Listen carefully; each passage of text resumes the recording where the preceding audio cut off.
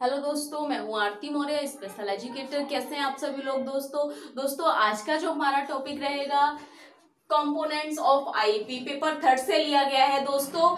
व्यक्तिक शैक्षणिक कार्यक्रम के अंग या चरण। दोस्तों व्यक्तिक शैक्षणिक कार्यक्रम के हम कह सकते हैं सबसे पहले दिया गया है सामान्य पृष्ठभूमि एकत्रित करना। दूसरा है विभिन्न कौशलों का आकलन करना। फिर है लक्ष्य निर्धारण करना। फिर है प्रशिक्षण देना, मूल्यांकन करना एवं अभिभावकों की सहभागिता। ये कुछ हमारे पॉइंट्स हैं जो क्या है शैक्षणिक व्यक्तिगत शैक्षणिक कार्यक्रम के जो चरण है दोस्तों बताए गए हैं। सबसे पहले देख लेते हैं सामान्य पृष्ठभूमि एकत्रित करना। यानी कि सामान्य पृष्ठभूमि एकत्रित करने से मतलब है कि बच्चे से संबंधित सारी जानकारी प्राप्त करना। बच्चे से संबंधित मतलब उसकी इच्छाएं, उसकी योग्यताएं और उसकी जो अक्षमता है, उसकी क्या क्या विशेषताएं हैं, उस बच्चे में क्या क्या उसकी कंडीशन है और उसकी पारिवारिक स्थिति क्या है, उसके परिवार की आर्थिक स्थिति क्या है, सारी जानकारी प्राप्त करना। उसकी पृष्ठभूमि यानी कि हम कह सकते हैं उसके परिवार से लेके संबंधित सारी जानकारी प्राप्त करना कि कहीं जो बच्चे को समस्या है, आनुवंशिक समस्या तो नहीं है, हम कह सकते हैं जेनेटिक प्रॉब्लम तो नहीं है, अब से पहले उसके परिवार में कोई व्यक्ति विकलांग तो नहीं था, उसके कितने बहन भाई हैं, उसकी माता की क्या उसकी आयु है और उसके पिता का व्यवसाय चेक करना, आर्थिक स्थिति देखना कि बच्चे को किस प्रकार से प्रशिक्षण नहीं मिल पा रहा है या बच्चे को वे उसकी देखभाल नहीं कर पा रहे हैं या उनके खान पान में कमी है या उनको वातावरण की कोई समस्या है दोस्तों। तो क्या है हम सारी जानकारी प्राप्त करेंगे किसमें, सामान्य पृष्ठभूमि एकत्रित करना। यानी कि हमारा पहला जो सबसे फर्स्ट स्टेप होगा उसमें हम बच्चे से संबंधित, उसके परिवार से संबंधित सारी क्या है सारी जानकारी प्राप्त करेंगे दोस्तों।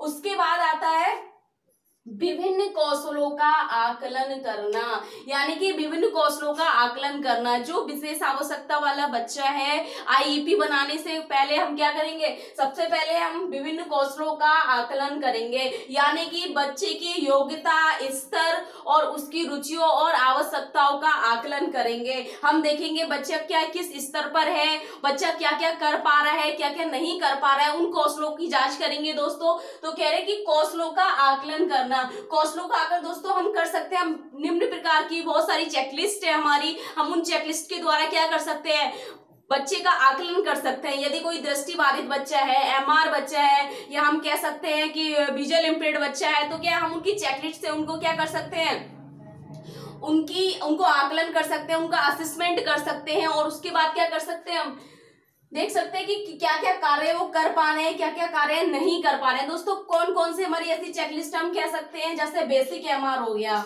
बेसिक एमआर जो हम एमआर बच्चों को इससे क्या असिस्ट कर सकते हैं, या हमारा एक एफएसीपी है, एफएसीपी एक हमारा टूल है, functional assessment checklist programming behaviour assessment scale for Indian children with mental retardation, या हम कह सकते हैं एफएसीपी हो गया, बीएपीएस हो गया। इस प्रकार के कई हमारे टूल्स हैं। अब उपनयन हो गया दोस्तों। तो हम क्या है इन चेकलिस्ट से क्या करेंगे, हम बच्चे के कौशलों का आकलन करेंगे और देखेंगे कि बच्चा कौन कौन से कौशल नहीं कर पा रहा है, किन कौशलों में असक्षम है। हो सकता है वह शारीरिक कौशल में ना, शारीरिक कौशल से सक्षम हो, यानी कि हम कह सकते हैं फिजिकल एक्टिविटी नहीं कर पा रहा हो, फिजिकल स्किल्स नहीं हो उसमें, या हम कह सकते हैं वो सामाजिक कौशल उसमें विकसित नहीं हो। कई सारे कौशल हैं, उन कौशलों को क्या करेंगे, शैक्षणिक कौशल है, कोई बच्चा होता है कि शारीरिक रूप से ठीक है, मानसिक रूप से ठीक है, लेकिन शैक्षणिक रूप से पिछड़ा है, तो क्या हम ये कुछ टूल्स है हमारे, इन टूल्सों को हम यूज करेंगे और क्या हम बच्चे का आकलन करेंगे। उस आकलन से हम देख सकते हैं कि बच्चे की किस चीज में रुचि है, उसकी रुचियां देख सकते हैं, उसकी आवश्यकताएं देख सकते हैं, उसकी समस्याओं का पता लगा सकते हैं और बच्चे की पूर्ण जानकारी प्राप्त कर सकते हैं और उसकी क्षमताओं का आकलन कर सकते हैं दोस्तों। ये कुछ हमारे जो टूल्स हैं, इन टूल्सों के अकॉर्डिंग हम क्या कर सकते हैं, आकलन कर सकते हैं, उनकी इच्छाओं का, आवश्यकता और क्षमताओं को क्या है, क्षमताओं को देख सकते हैं, जांच सकते हैं कि बच्चा कितना कर पा रहा है, कितना नहीं कर पा रहा है। उसके बाद आता है दोस्तों लक्ष्य निर्धारण करना, यानी कि गोल सिलेक्शन। हम क्या करेंगे, सबसे पहले हमने सामान्य पृष्ठभूमि एकत्रित की, बच्चे के बारे में सारी जानकारी प्राप्त की, उसके बाद हमने विभिन्न कौशलों का आकलन करा। हमने आकलन में देखा कि क्या क्या बच्चा कर पा रहा है, कौन कौन से कौशल में बच्चा कर पा रहा है या नहीं कर पा रहा है। उसके बाद हम क्या करेंगे, देखा हमने कि अगर बच्चा कुछ कौशल नहीं कर पा रहा है, उन कौशलों को विकसित करने के लिए हम क्या करेंगे, लक्ष्य निर्धारण करेंगे, यानी कि हम गोल सिलेक्ट करेंगे जिससे कि हम प्रशिक्षण दे सके। दोस्तों गोल सिलेक्शन करने के लिए हमें दो चीज ध्यान रखनी है। हमने टू टाइप्स के हम गोल सिलेक्ट करते हैं, एक है लॉन्ग टर्म गोल और एक शॉर्ट टर्म गोल, यानी कि एक होता है दीर्घकालीन और दूसरा होता है दोस्तों लघुकालीन लक्ष्य चयन करते हैं। दोस्तों ये दो प्रकार के हम लक्ष्य चयन करते हैं। जो हमारा दीर्घकालीन जो लक्ष्य होता है यानी कि लॉन्ग टर्म जो गोल होता है दोस्तों, वो क्या है, 1 वर्ष का होता है, यानी कि 1 वर्ष में हम उसको कोई एक एरिया ले लेते हैं, एक क्षेत्र ले सकते हैं, चाहे वो सामाजिक हो या शारीरिक हो या हम शैक्षणिक हो या व्यवसायिक हो, उसमें से एक क्षेत्र ले सकते हैं और उसमें से कोई एक गोल सिलेक्ट करेंगे जो हमारे 1 वर्ष में हम उस बच्चे को वह कौशल सिखा पाएंगे। और एक होता है लघु यानी कि शॉर्ट टर्म गोल, लघुकालीन। दोस्तों लघुकालीन के हम 3 से 4 माह तक उस बच्चे को प्रशिक्षण देने के बाद किसी कौशल को सिखा पाते हैं। इसमें जो समय अवधि रहती है 3 से 4 माह की अवधि रहती है जब हम किसी बच्चे को कोई कौशल सिखाते हैं। और इसमें क्या है 1 वर्ष की 1 ईयर की पूरा, देखिए 1 वर्ष की अवधि रहती है। दोस्तों जब हम गोल सेलेक्ट करेंगे तो क्या इसमें दीर्घ में क्या कर सकते हैं, 5 क्षेत्र हैं जो हमारे व्यवसायिक, शारीरिक और सामाजिक और शैक्षणिक और व्यक्तिगत। तो उन 5 क्षेत्रों में से हम क्या करेंगे, कोई एक गोल ले लेंगे जो हमारा वार्षिक रूप से चलेगा और वार्षिक गोल से ही हम क्या करेंगे, जो वार्षिक लक्ष्य होगा उन लक्ष्यों में से एक छोटा लक्ष्य यानी कि छोटा गोल ले लेंगे हम, कोई शॉर्ट टर्म गोल ले लेंगे, लघुकालीन लक्ष्य ले लेंगे जो हम 3 और 4 माह के समय में या अवधि में हम उस कौशल को बच्चे को सिखा सकते हैं। सबसे पहले जैसे कि हमने गोल सिलेक्ट, हमारा क्या है, बच्चे को हमने क्या कर लिया, उसकी जानकारी प्राप्त कर ली, उसके बाद हमने कौशलों का आकलन कर लिया, उसके बाद हमने लक्ष्य निर्धारित कर लिया कि हमने बच्चे को क्या सिखाना है, बच्चे की जो आवश्यकता थी, बच्चे की आवश्यकता को ध्यान में रखने हमने अपना गोल चुनना है, उसकी प्राथमिकता क्या है, बच्चे की प्राथमिकता क्या कह रही है, उसकी आवश्यकता के अनुसार, उसकी समस्या के अनुसार और उसकी क्षमता के अनुसार प्राथमिकता क्या है, जिस प्रकार से हम लक्ष्य सिलेक्ट करेंगे यानी कि गोल सिलेक्ट करेंगे तो हम देखेंगे बच्चे की प्राथमिकता क्या है। कभी कभी होता है कि बच्चे को नीड है कि उसको क्या कहते हैं, व्यक्तिगत कौशल सिखाए जाए यानी कि उसके पर्सनल स्किल सिखाई जाए, और क्या है, लोग उसको शैक्षणिक सिखा सकते हैं, जबकि शैक्षणिक से पहले आता है व्यक्तिगत यानी कि पर्सनल स्किल उसको सिखाना बहुत जरूरी होता है। तो क्या है, बच्चे की हम आवश्यकता और समस्या और क्षमता के अनुसार हम गोल सिलेक्ट करेंगे और उसकी आर्थिक स्थिति और पारिवारिक स्थिति को देखते हुए हम कोई एक लक्ष्य चयन कर लेंगे बच्चे को, जिस पर हमने क्या है, एक कौशल उसका विकसित करना है, किसी कौशल को सिखाना है। दोस्तों उसके बाद आता है दोस्तों प्रशिक्षण देना यानी कि ट्रेनिंग देना बच्चे को। जो गोल हमने यहाँ पर सिलेक्ट कर लिए हैं, एक हमारा शॉर्ट टर्म गोल हो गया, एक लॉन्ग टर्म गोल हो गया, एक शॉर्ट टर्म गोल हो गया दोस्तों। तो क्या है, उसको सिखाने के लिए हम क्या करेंगे, प्रशिक्षण देंगे। तो उसके बाद कौन सा आ गया हमारा चरण,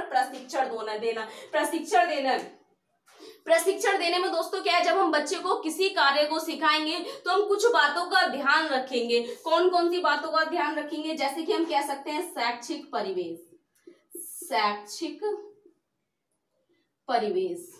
शैक्षिक परिवेश कैसा हो, यानी कि जहां हम दे रहे हैं बच्चे को, ट्रेनिंग दे रहे हैं, प्रशिक्षण दे रहे हैं, शिक्षा प्रदान कर रहे हैं, तो उसका परिवेश कैसा होना चाहिए, बच्चे की आवश्यकता और क्षमता के अनुसार होना चाहिए। वहां का वातावरण, वहां के जो शिक्षक है योग्य शिक्षण होना चाहिए। जब विशेष आवश्यकता वाला बच्चा है तो विशेष शिक्षक होना चाहिए।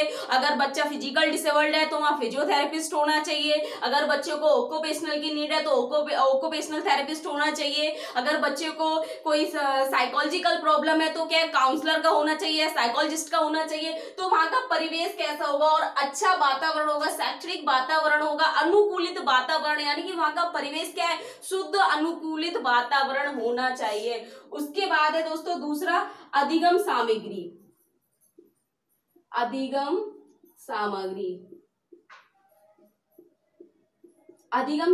यानी कि अधिगम सामग्री। जब हम बच्चे को प्रशिक्षण देंगे, अब सबसे पहले हमने देख लिया हमारा परिवेश कैसा, उसके बाद क्या है, उस जगह अधिगम सामग्री यानी कि हमारा टीचिंग लर्निंग मटेरियल, सहायक शिक्षण सामग्री। बच्चे को जो सहायक शिक्षण सामग्री कैसी होगी, ऐसी होगी जो समान रूप से वहां प्रस्तुत हो और जल्दी से जल्दी वहां उसको क्या है, बच्चे को मिल सके, और ऐसे स्तर की हो जो कि बच्चा उससे सीख सके। ऐसा ना हो कि बहुत ज्यादा हाई लेवल की है, बच्चा भाग रहा है, को देख के बहुत ज्यादा अट्रैक्टिव हो रहा है, बिहेवियर प्रॉब्लम कर रहा है, और बच्चे की नीड के अनुसार उसका टीएलएम होना चाहिए।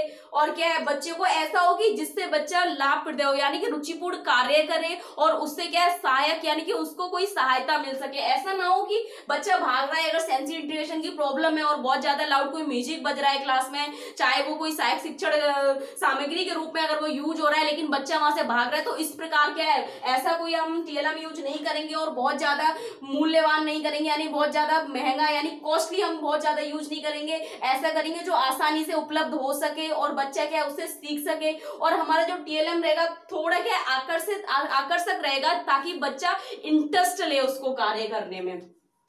तो क्या है दोस्तों, ये हमें 3 चीजों का ध्यान रखना है। कौन कौन सी चीजों का?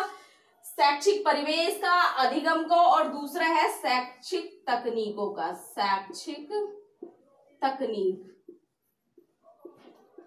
जो विशेष शिक्षक है, विशेष आवश्यकता वाले बच्चों को प्रशिक्षण दे रहा है, वो क्या ध्यान रखेगा कि बच्चे की नीड के अकॉर्डिंग, बच्चे की आवश्यकता के अनुसार क्या करेगा, वो शैक्षिक तकनीकों का प्रयोग करेगा। जैसे कि हमने कार्य विश्लेषण करा था, लयबद्धता करा था, या पुनर्वलन का हमने देखा था, पुनर्वलन तकनीक अपनाना, या फिर हम फेडिंग, शेपिंग, ये सारी क्या हमारी जो है जितनी भी शैक्षिक तकनीक, हम इन तकनीकों का प्रयोग करेंगे ताकि बच्चा सीखे। जो विशेष शिक्षक है तो वो क्या क्या चीज ध्यान रखेगा प्रशिक्षण में? एक तो उसका शैक्षिक परिवेश, उसकी अधिगम सामग्री और शैक्षिक तकनीकें। बच्चे के अनुसार शैक्षिक तकनीकें हम क्या है तकनीकों का प्रयोग करेंगे और बच्चे को प्रशिक्षण देंगे। दोस्तों उसके बाद क्या आता है? मूल्यांकन, यानी कि इवैल्यूएशन। इवैल्यूएशन में क्या होता है? जो बच्चे ने 1 वर्ष के अंतराल यानी कि प्रशिक्षण के पश्चात जितना भी सीखा है उसका जांच करना, मतलब बच्चे के कार्य की जांच करना मूल्यांकन कहलाता है। मतलब बच्चे का स्तर देखना और उसकी प्रगति को चेक करना, प्रगति जांचना मूल्यांकन कहलाती है।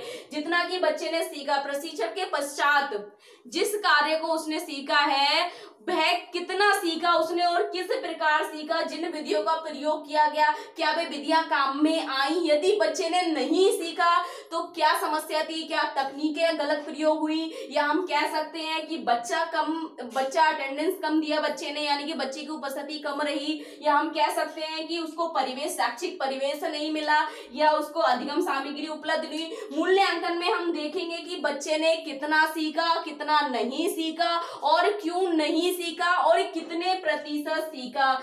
अगर हमारा बहुत अच्छा गोल था और विशेष शिक्षक ने पूरे रूप से कार्य किया है और रुचिपूर्ण सहयोग दिया है बच्चे ने, तो कम से कम हमारा 80% गोल अचीव होना चाहिए। हमारा लक्ष्य क्या है? 80% हमें प्राप्त होना चाहिए। 80% तक बच्चे को वह कौशल आना चाहिए। यदि नहीं हुआ तो 50% रह गया हमारा, यानी कि हो सकता है इसमें हमारी जो हमने शैक्षिक तकनीकें लगाई वो हमारी काम नहीं करी, या हो सकता है बच्चा अनुपस्थित रहा, बच्चा नहीं आ पाया। तो मूल्यांकन में क्या होता है दोस्तों कि बच्चे ने जिस कार्य को सीखा है उस कार्य की जांच पड़ताल, यानी कि हम कह सकते हैं उस कार्य की प्रगति को जांचना, बच्चे ने कितना सीखा और कितने प्रतिशत सीखा। दोस्तों उसके बाद आता है अभिभावकों की सहभागिता, यानी कि अभिभावकों की सहभागिता, बच्चे के माता पिता जो पेरेंट्स हैं उनकी सहभागिता क्यों जरूरी है? बच्चों के माता पिता की सहभागिता व्यक्तिगत शैक्षिक कार्यक्रम में बहुत ही ज्यादा महत्वपूर्ण है, क्योंकि इससे क्या, एक तो अगर माता पिता की सहभागिता होगी तो सबसे हमें आसान काम क्या हो जाएगा? सामान्य पृष्ठभूमि एकत्रित करने में बहुत ज्यादा आसानी हो जाएगी। हमें बच्चे के बारे में संपूर्ण जानकारी बच्चे के माता पिता से मिल सकती है, उसकी योग्यताओं के बारे में जान सकते हैं, उसकी रुचियों के बारे में जान सकते हैं, वह क्या करता है क्या नहीं करता है, किस किस समय में किस किस कार्य को करता है। तो क्या हम किससे ये सारी जानकारी हमें बहुत अच्छी तरीके से संपूर्ण जानकारी कौन दे सकता है? बच्चे के अभिभावक से हमें प्राप्त हो सकती है। हो सकता है उसके अभिभावक हमें प्रशिक्षण देने में कोई मदद करें, बच्चे की कोई एक योग्यता या क्षमता बता दें ताकि हम बच्चे को ठीक से सिखा दें। और अभिभावक मूल्यांकन में क्या होता है? अगर हम मूल्यांकन में माता पिता को अगर शामिल करते हैं, अभिभावकों को शामिल करते हैं, तो बच्चे की प्रगति को वो देख पाते हैं, हमारे बच्चे ने कितने प्रतिशत या कितनी प्रगति की है और बच्चे ने कितना सीखा है, है तो क्या बच्चे के कार्य से वो माता पिता सहमत हो जाते हैं दोस्तों। तो इसलिए अभिभावकों का होना बहुत ही ज्यादा महत्वपूर्ण है दोस्तों। ये थे हमारे आईपी के कंपोनेंट्स यानी कि व्यक्तिगत शैक्षणिक कार्यक्रम के चरण या अंग। दोस्तों ये बहुत ज्यादा या तो 10 नंबर में आता है या वेरी शॉर्ट 5 नंबर में आता है। अगर 5 नंबर में आता है तो हम इन सबको लिखने के बाद एक एक दो दो लाइन में डिस्क्राइब कर देंगे। अगर लॉन्ग में आता है तो हम इन सब की विशेषताओं के बारे में बताना पड़ेगा कि किसमें क्या होता है दोस्तों। Thank you so much. ज्यादा से ज्यादा वीडियो लाइक करें, सब्सक्राइब करें। Thank you.